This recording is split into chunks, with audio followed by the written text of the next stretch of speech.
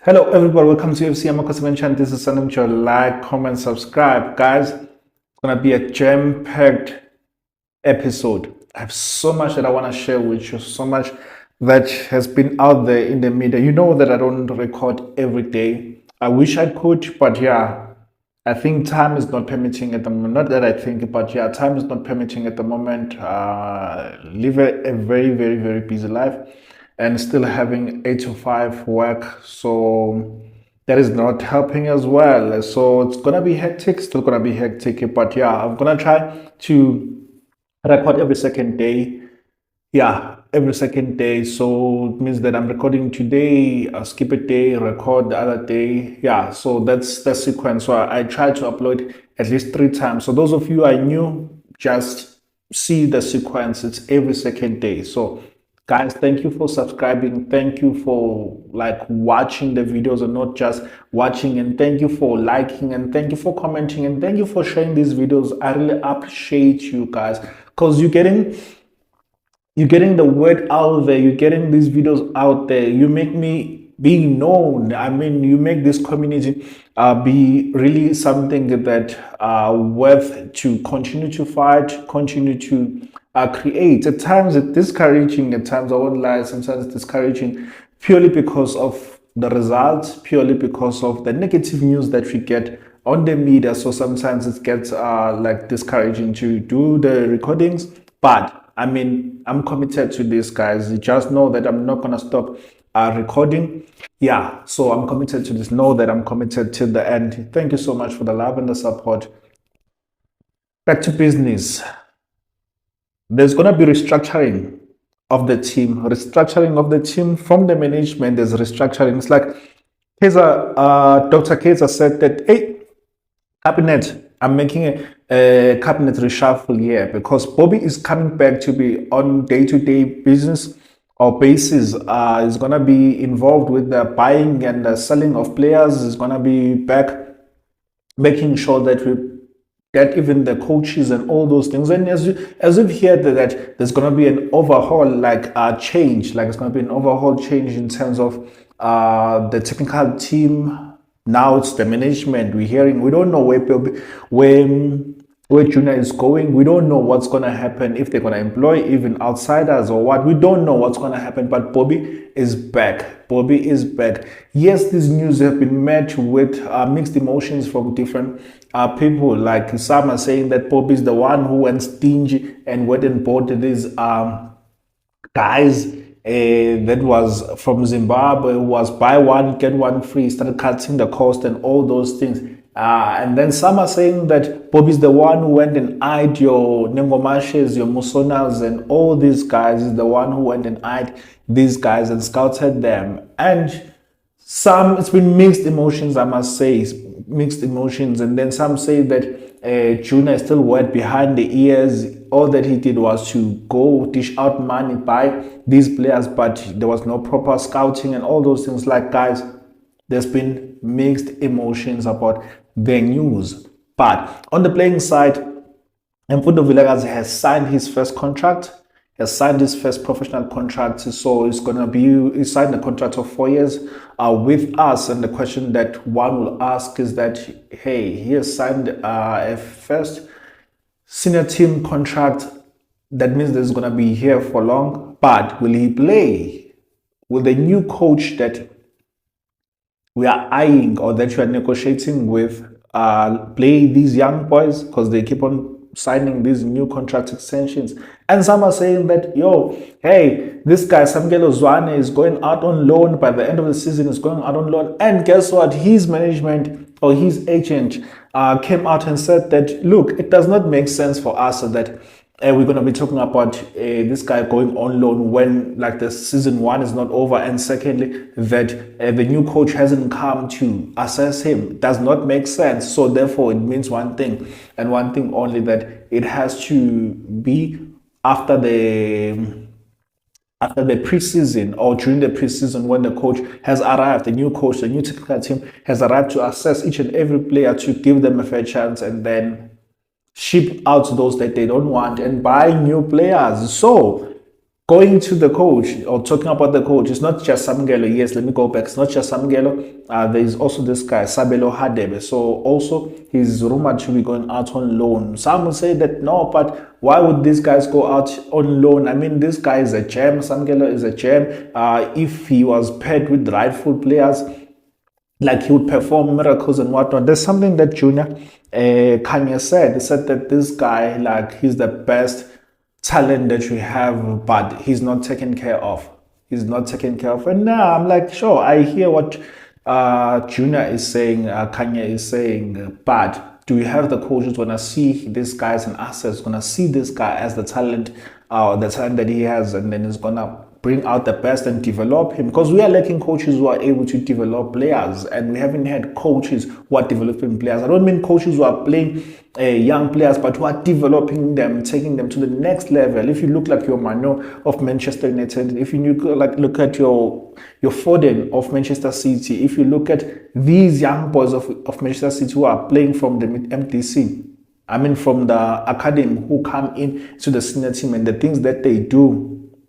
Look at the guys from Liverpool as well, how they play the young players and how they perform these young players whenever Klopp plays them. Like, we're talking about development. Do we have those people who have an eye for talent and also who have an eye or know how to develop players in South Africa? I don't know. But that's where now this new coach is coming in. We need a coach who's going to eye talent, develop young players. We need a coach who is like, who's not afraid to make those decisions. A coach who's not afraid to make those decisions and take young players and put them in a starting lineup, bench the older guys, senior guys who are not deserving to play for our team, or probably who have lost their form, because we keep on playing players who lost form and who are experienced and who are underperforming. So the new coach, there are stories from Far Post. There's a story from Far Post. I really enjoyed this article. I really enjoyed this article. I think it gives more meat of what we are really looking for. And it could be that it's Bobby who sat down with Far Post. It could be the management, anyone in the management who sat down with Far Post and said that, look, we are doing things different now. We're going to look for a coach who has done 1, 2, 3. And I love the points that have been raised there. And I'm like to you, hey, we seem to be onto something now, that we are saying we are done with just watching teams like your Orlando Pirates and even like your Mamelodi Sundowns and even your Stelly Stewards, to an extent, winning trophies. We are tired, so now we are taking this serious. And one would say, but why did it have to take this long? Why did you have to waste so much money for us to wake up? I don't have the answers. I really don't have the answers, but to say, hey, this is what the article says. Let me bring you what the article says. Some of you might have seen it, but you know that even if you've seen something, probably to hear from a different person with a different perspective, like, wow, I didn't see it that way. Oh, wow, I agree with you. So that's what I do. You know, that's what I do. So let me read the article. I'm going to use my phone. I'll read the article and then you tell me what you think about this article, about these points that are raised here. And I would say to you, I like and I enjoyed this article. So it was written on the 18th of April 2024, which was yesterday. So because I'm recording today, I would say yesterday, but yeah, I'm reading it as if it's today. But yeah, let me read, guys. It says Kaizer Chiefs are actively reviewing candidates for the new head coach job ahead of 2024-2025 DStv Premiership season. The club reportedly received hundreds of CVs highlighting the strong interest in this high-profile position. Meanwhile, they continued their disappointing season, languishing into the 8th place with only 30 points in 23 games. They trailed the league leaders, Mamelodi Sundowns, by a substantial 23 points. 23 points. The team's recent form adds to concerns with the 3 losses and 1 draw in the last 4 matches. However, changes are on the horizon. Interim coach will return to the youth development coach. Oh, those are the other news that, yeah, probably they're worth uh, looking at. Yes, you know that it's been said that he's not going to return his position as he's not going to get the position as he's not going to get the coaching job as on permanent basis. Rather, he's not going to get the coaching job on permanent basis. So there were questions: is he going to be shipped out? Is he even going to lose that, or is he going to return to his position? And now we've been told that he's going to his position that he was employed for. So it continues to read like this: making way for the new technical team next season. This shift means revitalizing or this shift rather aims to revitalize the struggling Soweto Giants. Sources indicate Chiefs have a clear vision for their new coach. They seek transformative leader who can restore the club's former glory. The sought-after candidate must also have a proven track record and the ability to implement winning strategy. Here are the breakdown of the key priorities Amakhosi management is reportedly considering. Before I go there, I'll say this, that you need to be watchful, you need to be careful with whatever news that we get, especially about who's leading the race, who's signed and whatnot. You need to take those news with a pinch of salt. Because today you are told that Mangoba is leading. Next many minutes you are told that Mangoba Kaizer Chiefs is not even talking to Mangoba. Today you are told that they are talking with Anabi, they are on advanced stages. The next thing you are told that Peter Musimane, like they are on advanced stages with Peter Musimane. Like, guys, be careful with what you get. Obvious, I'm gonna react to the news as a YouTuber, as a creator, as the content creator. I'm gonna react to the news and I'm gonna share my opinion as I always do. But I'm warning you, and probably you are warning me as well, that I need to be careful so that I don't come across as if I'm a yo-yo. Today they are throwing me this side, tomorrow they are throwing you that other side. So I just felt like warning you. So what are these points that Kaizer Chiefs are now looking at hiring this coach? What they're saying to us, you know what, we're tired of cutting corners. So how do we fix this? It's about high time that you fix this. Because also you need to factor in, if you cut a person's contract, if you cut a person's contract, it means that you have to pay what is due to them because there's a breach of contract. We had agreed that we're gonna be having this contract, this relationship for 2 years, and then all of a sudden you say that you don't want to work with me anymore.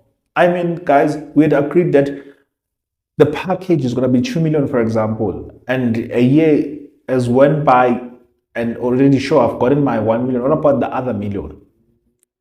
So that's a breach of contract. But yeah, anyway, it says that these are the points that Kaizer Chiefs are looking at now. Number one, so I'm going to name them and I'm going to come back and I'll give you more meat into them and I'm going to give you what I think. So we want, number one, a coach who has a proven record in terms of the winning pedigree. 2, continental ambition. 3, modern football. So 3.1, high intensity, position-based football. Position-based football. 3, innovation and adaptability. So that is like 3.2 now. 3.1, high intensity position-based football. 3.2, innovation and adaptability. 5, or 4 rather, strong leadership and character discipline. 4.1, a disciplinarian and a nurturer. 4.2, robust personality. 4.3, integrating youth players. So we have so many points here. We have 4 points, and then in these 4 points, there are points within. Then let's go to number one. Number one, what they're looking at, a proven track record. Proven track record. So it's basically one, two, three. So it's 3 points basically. It's 3 points, and then there are points within. 1.1, a winning pedigree. What does this mean? We don't want a fly-by-night coach. They've made a mistake with Nsegi, they made a mistake with Nsegi, they made a mistake with Zwane, and now they are saying that, whoa, we are tired of cutting corners. We're not going to go for fly-by-night coaches. We're not going to give these coaches their first real job. Now we want someone who has done it, who has won trophies, someone who has won trophies, someone who is competent in the highest level. That's what we are looking at now. We want someone who knows how to win. That's what we're looking at now. Someone who has done it, someone who has a CV that is backing them. You want someone who has done it. And with the coaches that we are linked with, let me talk about the three strongest candidates now. I'm not sure anymore. This is me being honest. I'm not sure anymore about, especially if you're looking at these points, but one would say that no, this guy still needs to be there. So number one, I'm not going to rank them. Like I'm not going to rank them in no particular order. There's Nabi, who has won back-to-back trebles and currently who's sitting number one in that Moroccan league and who is close to clinching. He's third, if not fourth. I think fourth. I think his fourth league title. This is like the second, if not the third one outside of Tanzania, where he was based. He has won a continental trophy. I think he won the CAF, if I'm not mistaken. He won CAF with Simba, if my memory serves me well. So this guy has a proven record. Guess what? In his like strongest competitor to him, it's Peter Musimane. Some will say, but Peter Musimane will never afford him and whatnot. Guys, I'm talking about him meeting the criteria of these points. He has a winning mentality. He has won CAF like 2-3 times. He has won CAF like 3 times. How many domestic leagues has or cups has he won in South Africa? So many of them. So many of them. That in Egypt, that he won domestic cups as well. He has a proven record as well. So between the two, it's gonna be interesting. And then there is Mangoba Mneti from Golden Arrows, who won a cup. Sundowns, who won a cup. Was he the one who took over and they lost in the final or semi-final in CAF? I don't remember, but he's one of the strongest candidates as well. He's one of the candidates, let me say strongest versus the two. So probably might be number last in this. Like if we are to rank these people. Remember, we are told that we have 100 CVs, but not all these 100 CVs are where to look for, especially now that the league is coming to an end next month. So we can't be talking about, we're still going to look at these 100 CVs, waste time. We can't. We need to narrow down to 3 candidates, if not 4, 3 candidates, which are Peter, Nabi, and Mangob. Any other coach here could be the 4th and whatnot coach, but we can't be talking about hundreds of CVs at the moment. Or we can't be even interviewing these hundreds of CVs or candidates at the moment. We can't. We are late to do that because this coach should have sat down with the management or had a call with the management and said that, okay, I'm signing on this day. Sure. As I'm signing, these are my demands. These are the players that I'm looking for. And these are my technical team. Because he should have already identified his technical team already. Because I mean, he needs to sit down and talk about, because Moses is leaving, the physio conditioning coach is leaving. He needs to have identified that if they don't have that person already working, if those coaches are not working with those people already. Like say, for example, if it's Nabi might be saying, okay, you know what, instead of taking the guy that I'm currently having in far something, the club that he's at, I want the guy that I won back-to-back trebles with in Tanzania, the one who's at Orlando Pirates now. I want that guy. So could be that he's convincing him now, saying that, hey, dude, I'm coming to South Africa and I need you to join me to this new club. And that guy might be like, hey, dude, I can't. I mean, we are winning this side. So all those things we need to factor them. But yeah, anyway, winning pedigree, what does it mean according to the article? The ideal candidate must be a man who boasts history of winning trophies. Basically, it's what I just said. Yeah, it's basically what I just said. And then number 1.2, continental ambition. So meaning what? This is the coach who says that, okay, look, I wanna compete. I wanna compete, and we know that continental football comes with finishing number 1 or number 2. So first season it might be, okay, look, we're gonna go for number 2 or 3.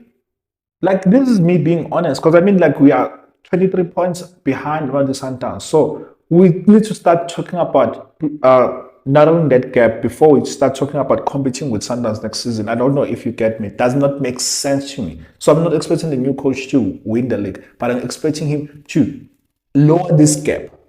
Can't be 23 points. 23 points is like massive, massive, massive gap. So this is the coach who say, okay, instead of saying that I'm competing with the league, yes, he can say that to his employers, but being realistic, he shouldn't say that. He should say that, okay, you know what? I want to bridge this gap. That's the first step. Bridge this gap, make it, lessen it to, let me not say even half, but get it to single digits. At least get it to single digits. So that's the coach that you look for. So obvious, if this coach has ambitions of going continental or going to African compete there and then play in the football in the Club Football World Cup, this is the coach who will say, okay, you know what? Look, give me so and so and so players. I know these players can do this job for me, and I know that at least we can win a trophy or two with the 3 trophies that are available in the PSL, not counting the league, as I've just said. But I'm going to make sure that I finish number 2, number 3 there, so that we can go to Africa, gain the experience. So the next season or the following season, when we come back, we'll go and challenge. We go and challenge, and then he's building himself into that. Okay, we're going to make sure that we are aiming to at least working ourselves to get to the knockout stages. That other season, no, we're competing. Like, we build, guys. We build. We don't just like, hey, foundation, next thing roof. No, it takes time also to build, like the walls, putting the windows, and etc. etc. So that is 1.2. Then number 2, modern football philosophy. Modern football's philosophy means that they are aware. They are aware that football has evolved. Football has evolved. It has changed how we used to play football, all the kind of coaches that you used to have. Football has evolved. When you talk about football has evolved, you start talking about your teams, like teams playing like your Manchester City, teams playing like your Mamelodi Sundowns, teams playing like your Bayer Leverkusen. Talk about teams playing like your Brighton. Talk about teams playing like your Arsenal under Arteta. Teams playing like your Barcelona, like having some style of play and total football. People who are dominating, teams that are dominating opponents. Like he's saying that 2.1 say high intensity possession based football. So meaning what? They are pressing. They are pressing and they are able to win the ball at the opposition's half. Not even just in the opposition half, but in their last third. Like we are able to press from the get-go. The strikers are pressing and winning the ball there. And they're entering the box so many times. And they keep the ball. They're knocking the ball. They don't just lose it. They don't just cross it. They don't just pass it. But there's a way of attacking. I was watching Manchester City are in the league, like for 2 seconds or 2 minutes or so. Like those guys, they were sitting at the opponent's half, not even the half, just outside the box. Like they were camping there. Camping, guys, camping there. Their keeper who plays like a sweeper. A keeper who goes and relaxes by the halfway line. That's like the new style of football that is played today. The ball is not easily taken. Like, let's knock it around. Let's knock it around too. Draw the opponents, then boom. Behind, oh, in between, we play the ball. With strikers that are lethal. But today we're talking about strikers that are not being fed. And then we charge them based on what? Charge them on 90 minutes and only to find that the striker only touched the ball like 2 times in the box. Yeah. So 1.2, innovation and adaptability. What does that mean? The club was clear. They are seeking a coach who embraces modern tactics, can read the game effectively, and make necessary in-game adjustments to outmaneuver the opposition. This is beautiful. This is beautiful. You see that something is not working. Okay, we started with 4-5-1, for example. We started with 4-5-1 because almost all the teams are playing 4-5-1 now. I think it's the new formation. But you find teams that are playing 4-2-3-1. 4-2-3-1. Players, coaches who are able to implement that. It's like your guy from Manchester City, your Pep, to a certain extent, your Eric Ten Hag is playing that system. Klopp is playing that system. So they will have a 8 who's playing close to 6, and then they'll have a 10. A 10 who's playing close to a striker, and then they'll have wingers. So it's like this. So it's the 10, and then it's the right wing and the left wing, and then a striker before them. So it's 4-2-3-1. Someone will say, okay, this 4-2-3-1 is not working. Let me drop a defender, for example.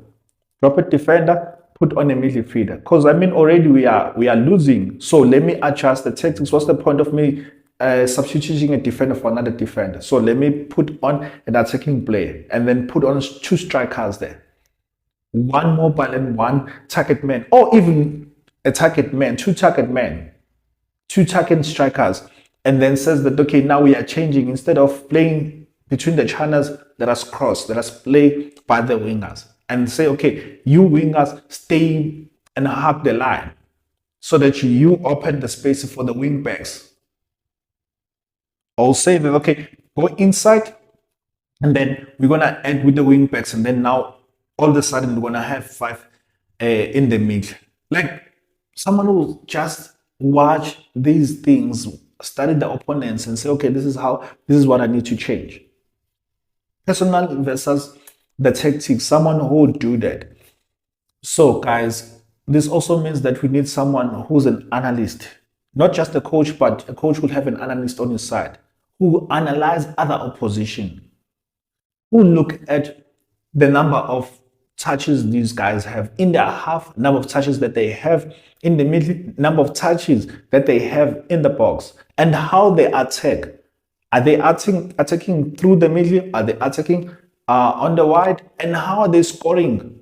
Are they scoring through the middle? Are they scoring through the number 10? Are they scoring through the set pieces? Someone would look at that, and someone would look at the opposition and say that, okay, normally this guy around the 68th minute, around the 78th minute, this guy's energy, like it drops. So let me put you as a super sub so that you go at this guy around the 60th minutes, around the 70th minute. I want you to go and attack this guy. When you attack this guy, I want you to attack them on their weaker foot. Because on their weaker foot, they tend to tackle and make so many tackles.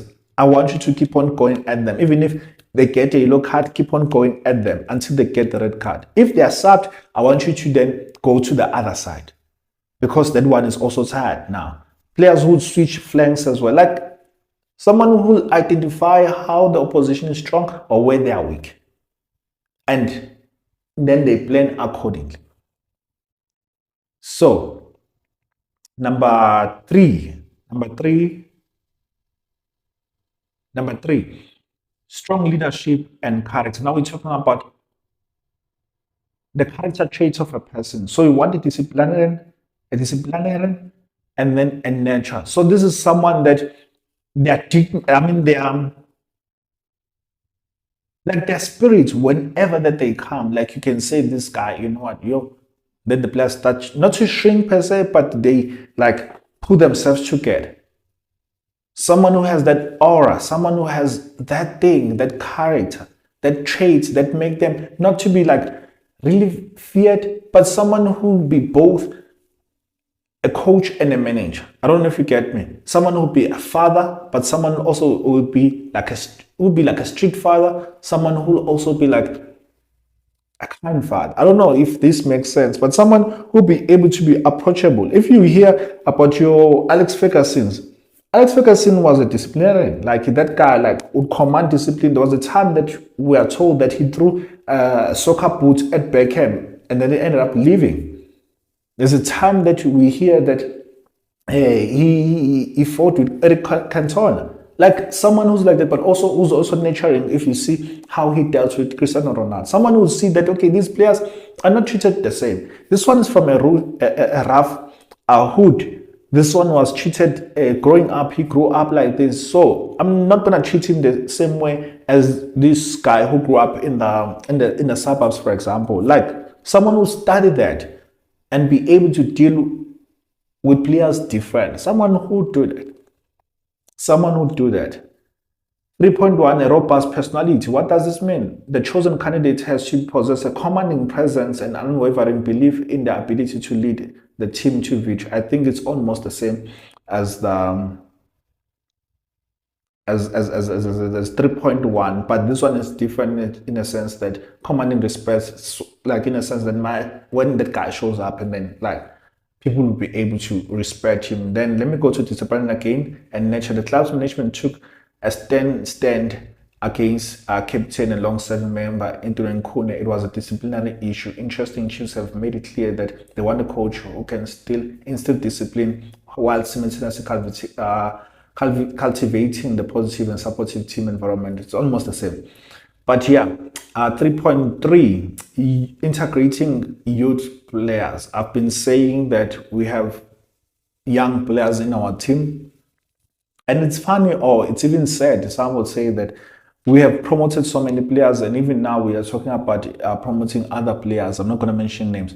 So we're talking about promoting players, and already we have players who haven't seen or tasted or even smelled even game time. We still have your Wandile Duba, who is promising.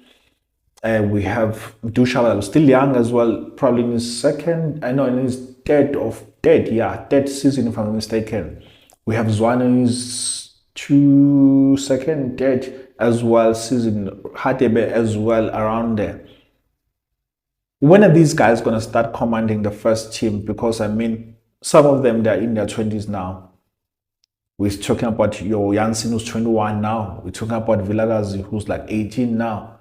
Someone will be able to say, okay, age aside, if you know how to perform and you deserve to be standing up, I don't care if you are Dolly, I don't care if you are Villagas, I don't care if you are Janssen, I'm going to start you if you are performing. Someone who is able to mix the two. Experience and youth. You need someone who's going to be able to use that. Youth, they tend to run a lot.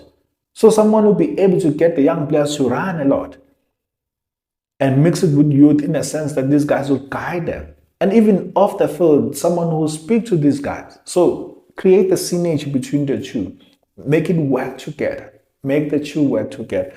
So yeah, guys, it's interesting what we're looking at. Finally, we have a vision that is clear that all the fans will buy into. Like I'm buying into this already. But will you get the right candidate? And who's that candidate for you? And it might not be necessarily the three coaches that I mentioned. It might be any other person that you think of.